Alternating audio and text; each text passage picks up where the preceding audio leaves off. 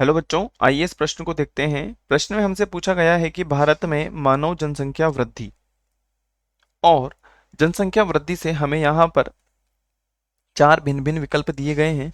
सबसे पहले हम बात करते हैं प्रश्न से संबंधित मुख्य अवधारणा के विषय में। मुख्य अवधारणा जो कि संबंधित होगा जनसंख्या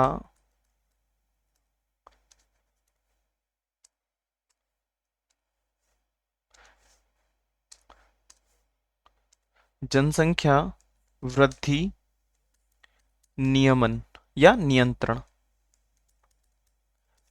अगर हम बात करें तो विकल्प ए हमें दिया हुआ है पहला, ये कि अन्य प्राणी जातियों के समान ही सिग्माकार वक्रीय है। देखिए, अगर हम बात करें जनसंख्या वृद्धि के विषय में तो मानव की जो भारत में मानव जनसंख्या वृद्धि दर है वह अधिक है।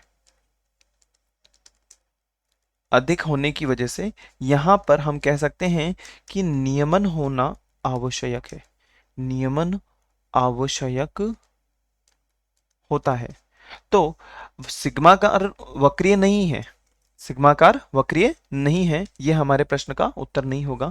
विकल्प बी की यदि हम बात करते हैं तो विकल्प बी में दिया हुआ है कुछ प्राणी जातियों के समान शून्य जनसंख्या वृद्धि प्राप्त करने का प्रयत्न। देखिए, अगर हम बात करें शून्य अवस्था के तो शून्य अवस्था में विकास नहीं हो पाएगा, नहीं हो पाएगा, जिसकी वजह से इसका जो एक तरीके से हम कह सकते हैं कि जो इनडायरेक्ट इफेक्ट है वो कहां पर देखने को मिलेगा, वह हमें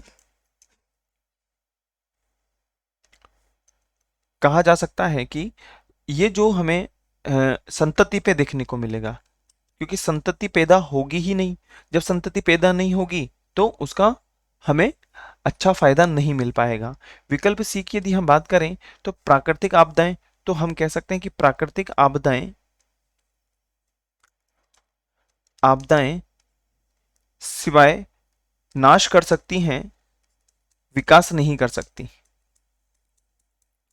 विकास नहीं कर सकती हैं। अगर हम बात करें विकल्प डी के विषय में तो लिखा हुआ है राष्ट्रीय जनसंख्या नियंत्रण कार्यक्रम अपनाकर नियमित की जा सकती है, जो कि पूर्ण रूप से हमारे प्रश्न की मुख्य अवधारणा से संबंधित है और विकल्प डी ही हमारा वांछित एवं यही हमारा उत्तर होगा। विकल्प डी, हम कह सकते हैं कि विकल्प डी हमारे प्रश्न की मुख्य अवधारणा की पूर्ण रूप से अनुपालना करता है, अतः विकल्प डी हमारा वांछित एवं सही उत्तर होगा। आशा है आप इसे अच्छी तरह समझ गए होंगे। धन्यवाद।